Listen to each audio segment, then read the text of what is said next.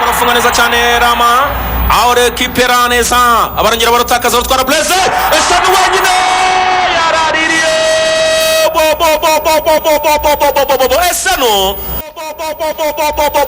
esano yarizgodo ariko se warugabo rutagira ubwenge mu gitondo byuka wicaye hano wumva umupira ubusize wahuzimarira iki reba ukuntu rureba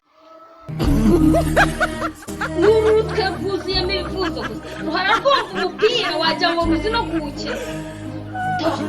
mu kanya ruraje runzane nk'urutwe rubi ngo nindugurize amafaranga ngo runarugurire inkweto si ipantaro do ndamaze ejo bundi ntiyari icitse nka kugurira inkweto oya ubona none urukorogotwa nk'agaposti cyangwa se imashini iri gusohora impapuro ngo ngo ntabwo nzi kuvuga ngo nyine wasanga muri uwo mupira hari ikizakura nanjye nzi kuvuga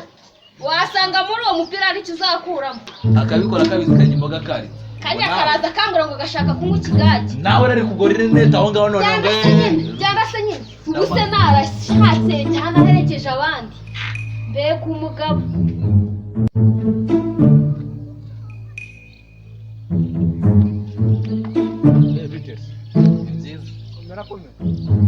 ewe amakuru ni meza ndaho ngaho aperi yanjye imeze neza ubu yarangije kundaza neza kabisa ahantu hose narababwiye ngo nge n'umukara n'umweru ku mutima n'umukara n'umweru ndi igikona kigendera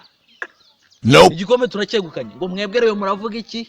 natwe kuwa gatanu umukino uzaduhuza aperi na Rayon ntago aperi yadutsinda aperi naho yaturika itsinda Rayon wangu iki igikombe ni icyacu mani kuwa gatanu nubwo byagenda gute ntabwo byakunda kube utabaze hajye ubwitikeza barangaye ni igihumbi itike ni igihumbi wowe urayafite ndayafite cyane urayafite nanjye ndayafite simuzanyinjiza se mwana kugira iki akashatse mfite umugore azanyishurira kandi nako nzayishishurira mwebwe muzamureba muzadusura ryari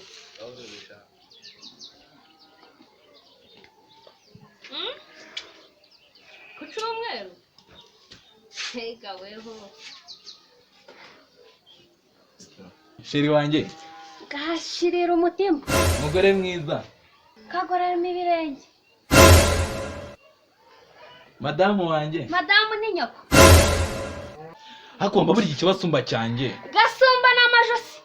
ureba ngo ubwo narwo rwumvishe ngo rwari ruvuze kandi rurutse kandi ubwo ngubwo ndabizi ubwo uje unyivugishwaho neza ubwo hari icyo ushaka ahubwo wabimenye ahubwo sinagwanusha igihumbi iki gahambana aya matama se igihumbi ndakibuze we